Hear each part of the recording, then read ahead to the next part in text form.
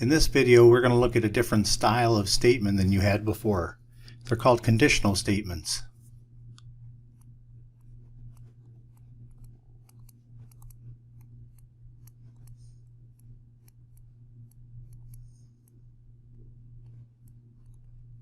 They take the form of if, then statements. So as an example, if I don't study,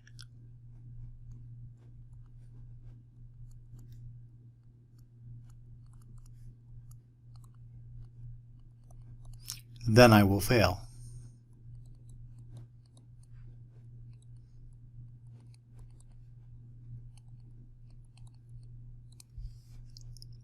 Another one is, if he is home, then I will see him.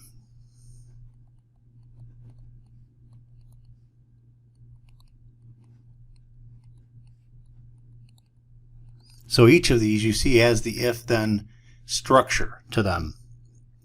And you don't always need the word then. Many times it will be fine without that. So for example, I could have said, if I don't study, I will fail. So that's the same kind of statement I just made before, except the then wasn't necessary. It is assumed. If he is home, I will see him.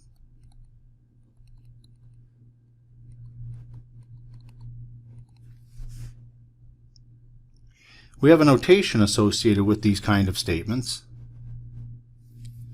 Let P and Q be statements.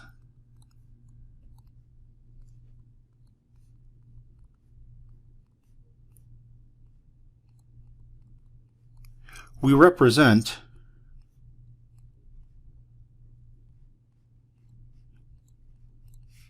if P, then Q, I'll put it in quotes, as simply by this notation, P arrow Q. In other words, we may even say this phrase, P implies Q. That's because when we use the word if P, we are making the assumption that P is a true statement. If P's happen to be false, we have to talk about that in more detail. So let's go ahead and work with this a little bit and try to get comfortable with it. Consider the statement,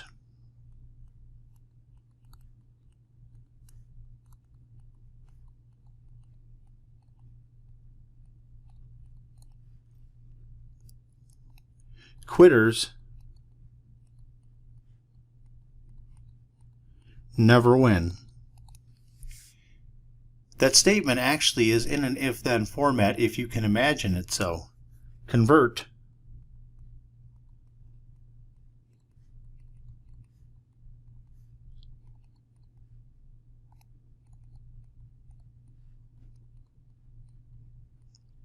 it to an if-then format.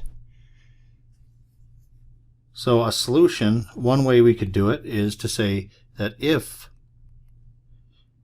you quit, then you never win. There are other ways of doing it. You could say, like, if you are a quitter, then you'll never win. Things of that nature. There's a little bit of flexibility involved.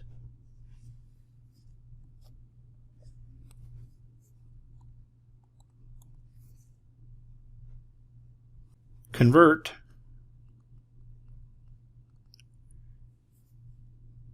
it is difficult to study when you are distracted.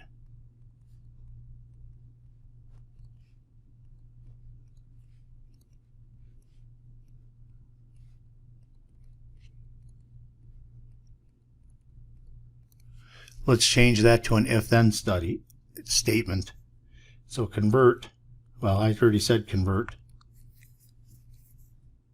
to an if-then statement.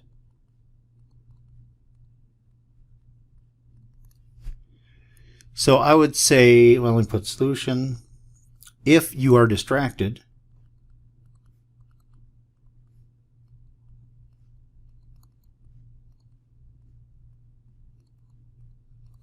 then it is difficult to study.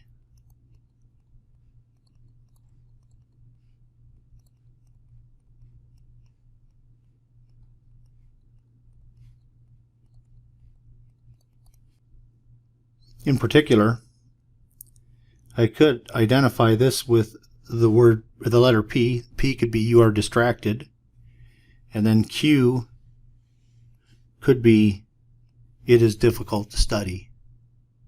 By the way, there is more notation associated with this.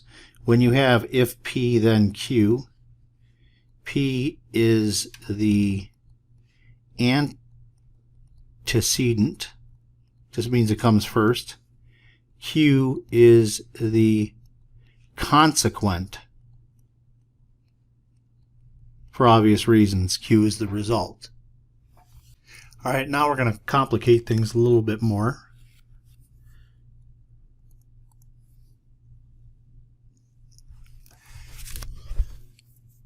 Consider the conditional. When I say conditional, I mean an if-then statement. If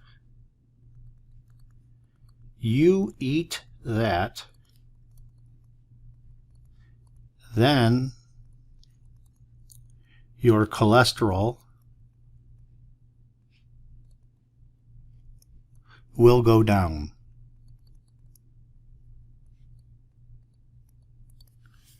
So with that in mind, then we are going to take a look at analyze a P then Q statement. So I'm going to let P equal you eat that. And I'll let Q equal your cholesterol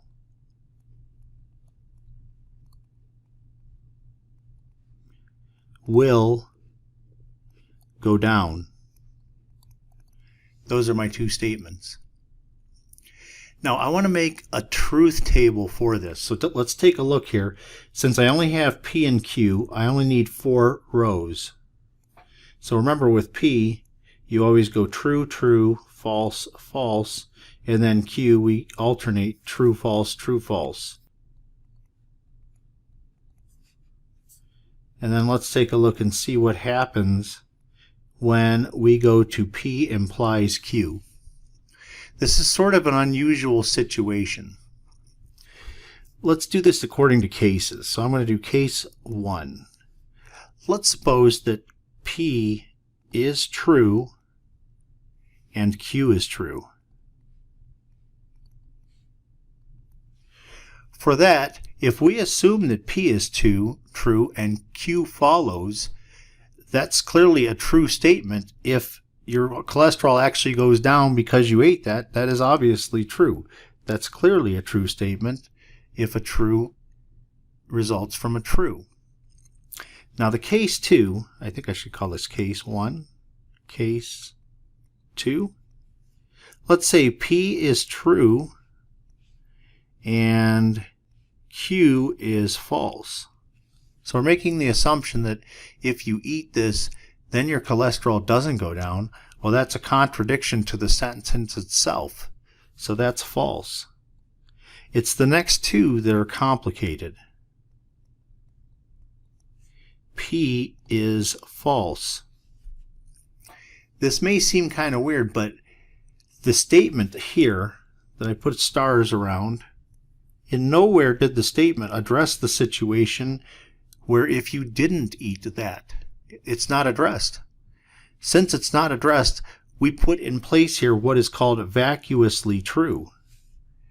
So both these, I don't even need to know what Q is in those cases, because neither of these last two cases contradict the statement at hand. So these two falses do not contradict that statement.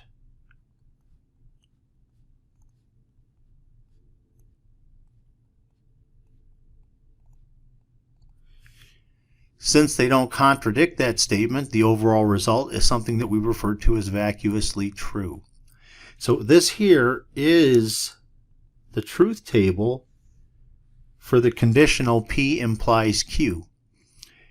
It'll be a good idea to keep that handy as we go into a bunch of problems now.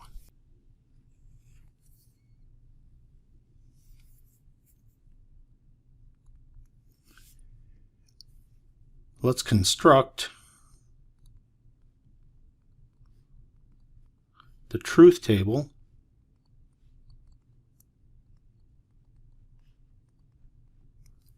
for P implies Q implies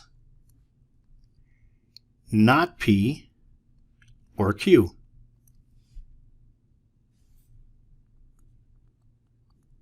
Well, as before, since we only have P and Q, I need 4 rows, because there's only 4 possibilities for what these things are.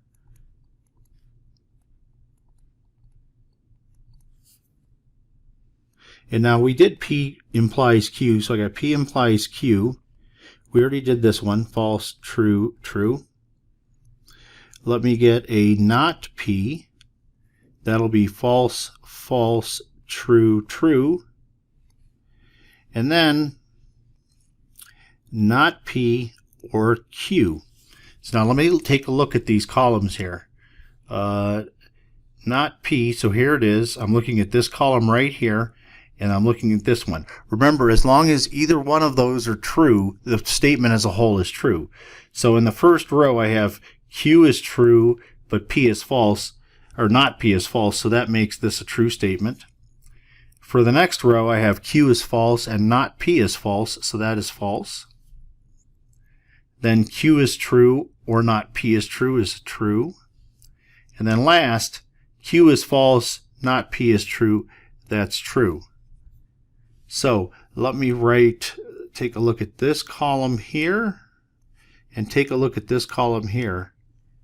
You can see that those two columns are the same. So that means that they're logically equivalent to each other.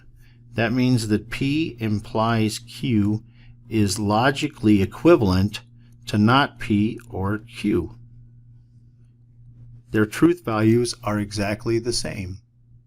Now watch when I do the final row, or column, sorry. Now let's do the whole thing as a whole. So I have P implies Q implies not P or Q. Now we're going to look at this here and this here. Now notice that we're doing an implication here. That means that any place over here, the antecedent, any of the antecedents are false, we automatically have a true for the implication. Now let's take a look at the first row. I have a true and a true. True does imply true. And then in the last 2 rows, you can see I have trues and trues.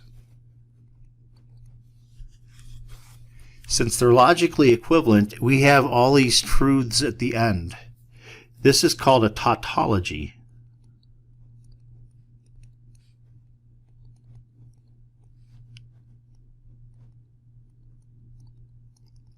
It's simply true in every case.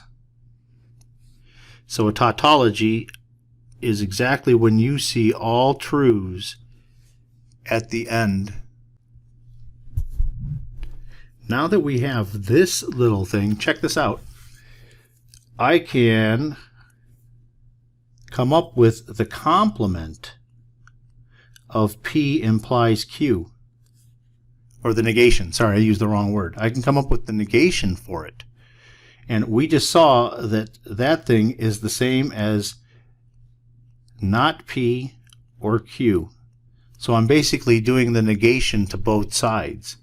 Now, according to De Morgan's laws, When I do this, it becomes not P and not Q. So I end up with P and not Q. So there's another formula. We have the negation of P implies Q equals, well, actually, your book uses 3 lines, so I'll use that as well. P and not Q.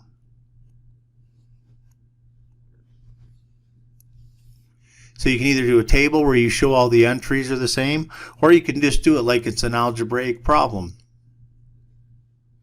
Let's do another one.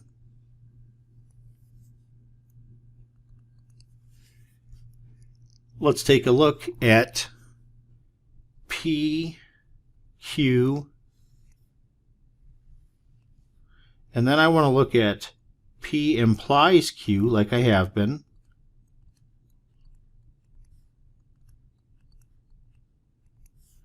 And we have the truth table for that already.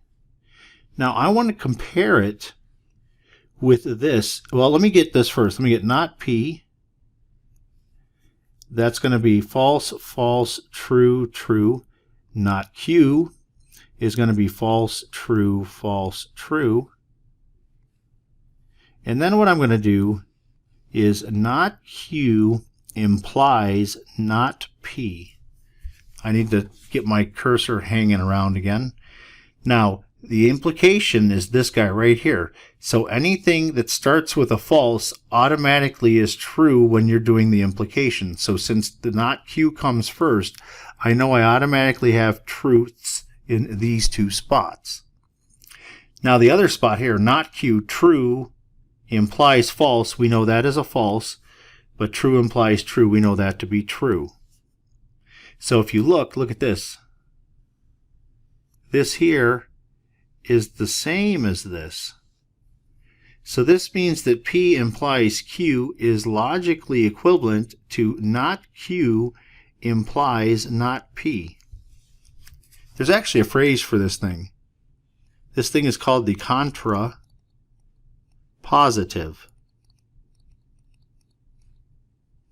of P implies Q. Let's get a little practice with these implications.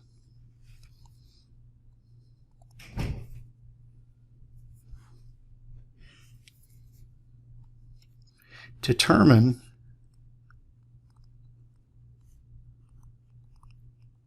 which statements are true. I have a few examples. False implies 4 does not equal 8. Now it doesn't matter what the consequent was. The parentheses really didn't matter to me here. I don't care. The fact is I have a false implying something. We know that its value is true. Let's move to the next one. 8 greater than or equal to 8 implies false. Well, here's a situation. 8 greater than or equal to 8 is a true statement. We cannot have true implies false. We can have it. We just know that it's false. So this one was a false implied something. This one was a true implied false. So we knew that was false. And then the last one, we have 5 equals 12 minus 7, which is a true statement, implies 9 equals 0. This, of course, is going to be false because that is a true statement implying a false statement.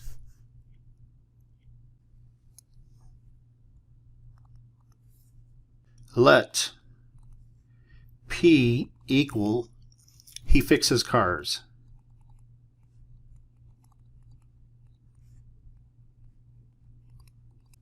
M equals they collect classics.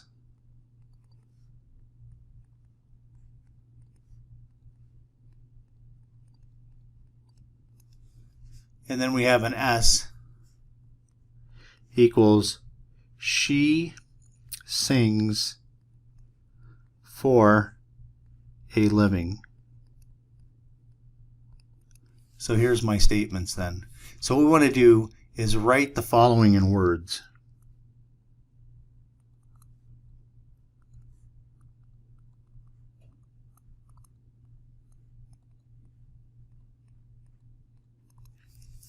First one I'll have is P implies not M. And the next one, I'll do S and P implies M. Let's take a look. For P implies not M, it would look like if he fixes cars, then then they do not collect classics.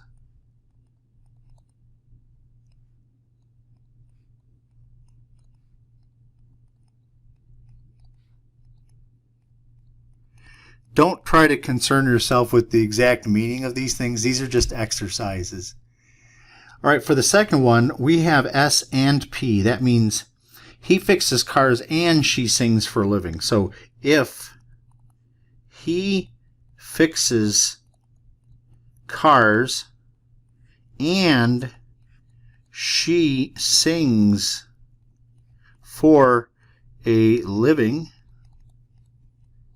then they collect classics.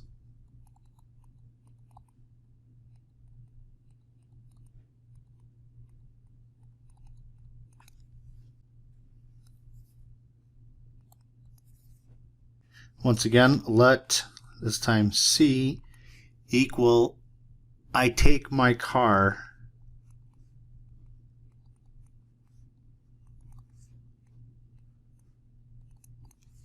and let's let S equal it is sunny. Write each of these statements, write each compound statement in symbols.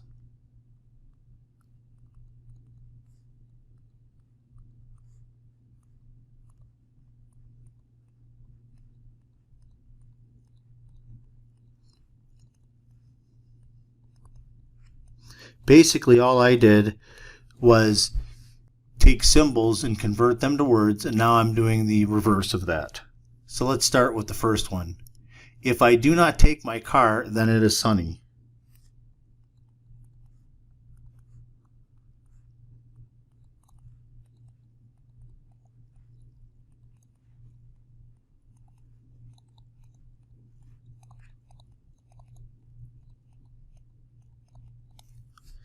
So in terms of the letters that we're using, I do not take my car is the negation of C. So I have the negation of C, and that implies then it is sunny, S. So there's my answer.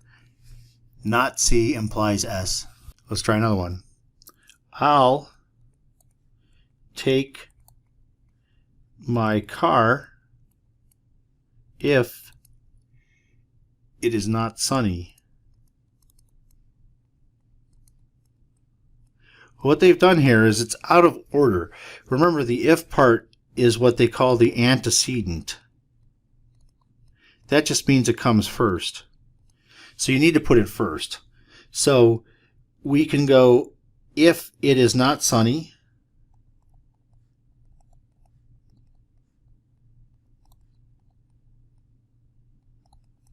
then I'll take my car.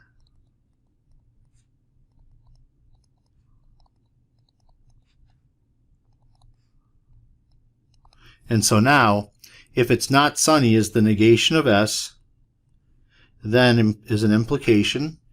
I'll take my car, and that's just regular C, and there you go. Now you can do sort of an algebraic practice with this stuff as well. Here, I'll give you another example. We're going to let P and R be false. False statements, that is, and Q is true. Let's try to determine the truth or falseness of each of the things that I'm going to give you. So determine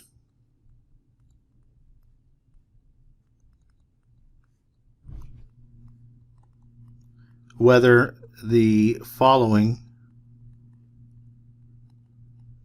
are true. So I'll just give you a few of them. Let's do Q implies P. Q is true, so this is the form true implies false. We know that that is a false statement. So I'll circle my answer for each of these, I suppose. The next one, I have not R or P implies P. So what we have to do is I got to work in the parentheses first. Let me substitute in the values that I have. So not R, R is false, so not R is true. So I'll have a true, or P is false, and that is going to imply a false. Well, true or false is considered true, remember? So this is true implies false. That means this whole statement is false. Let's try another one, more complicated looking. So I have got a bracket. P implies not Q, and P implies R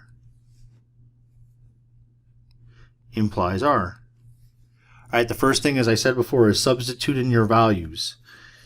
So for the P, I know P is a false statement. So false implies Q is a true statement. So not Q happens to be false.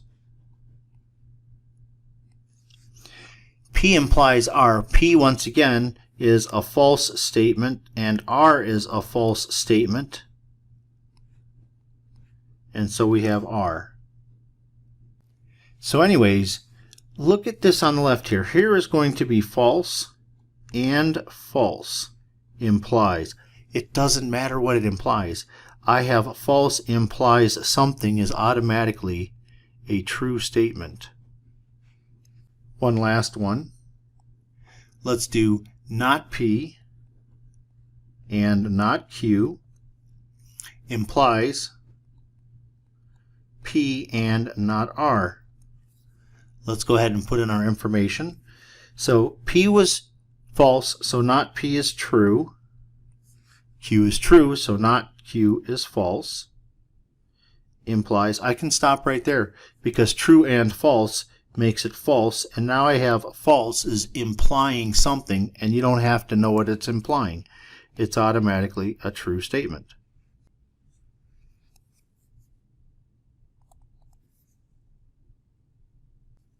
Next, construct a truth table for P and Q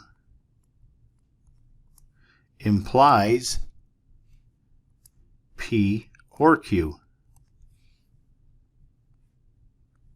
I'll need 4 rows as usual.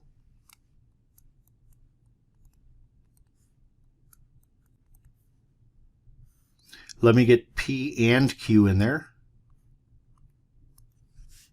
So that's only going to be true when both of them are true. So that's true, false, false, false. Now, interestingly enough, I can do P or Q, but before I do it, check this out.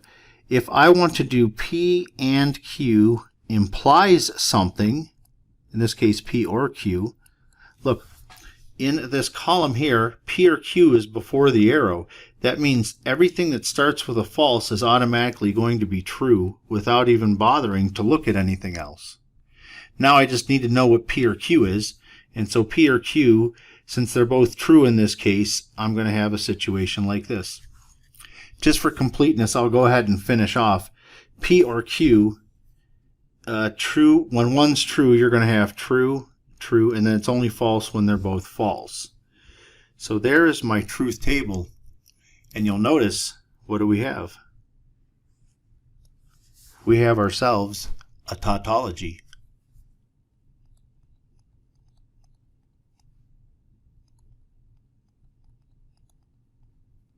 That's where all of the entries are true.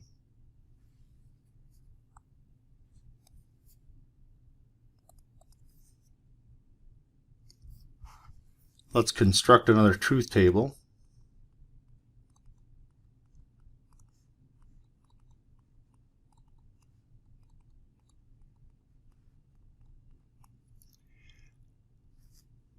not P implies not Q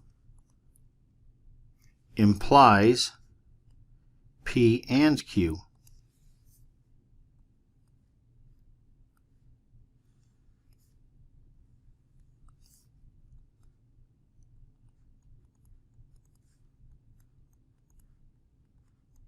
Let me handle the negations first. So I'll have false, false, true, true for not P. And then for not Q, I'll have false, true, false, true. Now let me get P and Q while I'm here. P and Q. That's only true when both of them are true. So that's true, false, false, false. And then the implication. Squiggle P implies squiggle Q. This is a squiggle. Implies P and Q. Now once again, the thing before the implication arrow is this stuff. So if I go to not P, did I do not P? I don't think I did it, did I?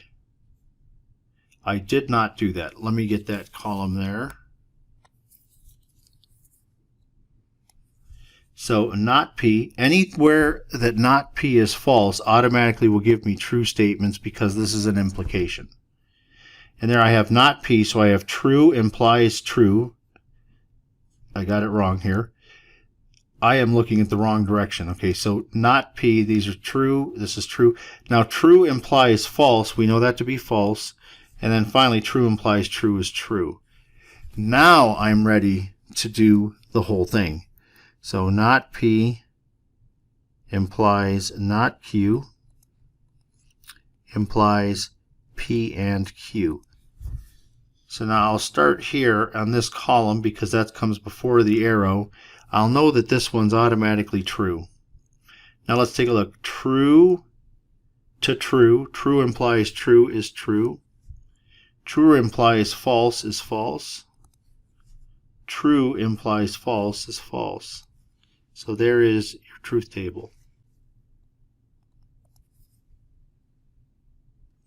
More practice. Let us write the negation.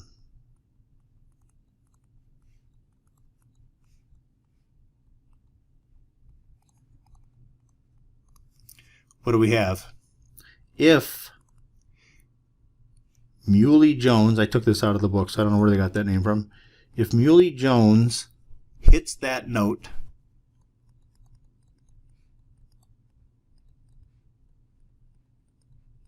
he will shatter glass.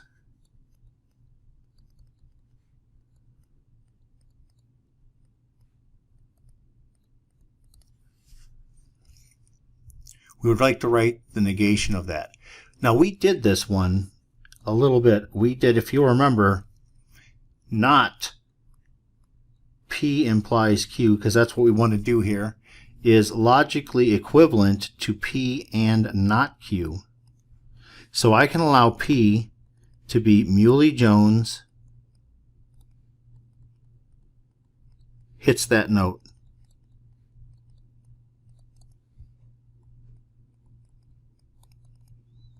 And Q can equal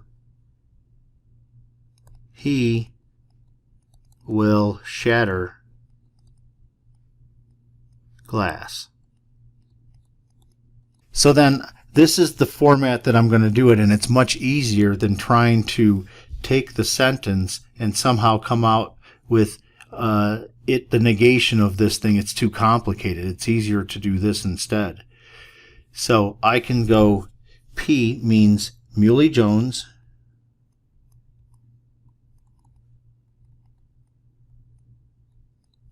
hits that note and he does not shatter glass.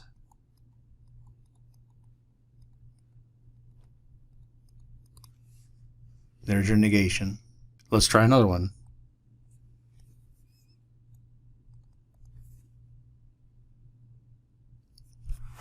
Let's write the negation of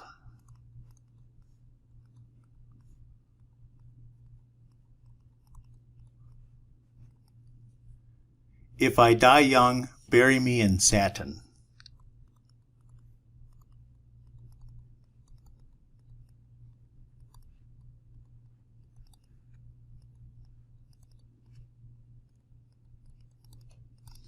So what I'll do is P will be if I die young, and this bury me in satin will be my Q. So right now it's of the form P implies Q.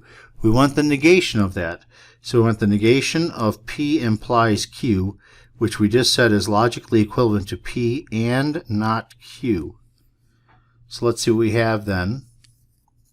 I die young, and I was not buried in satin.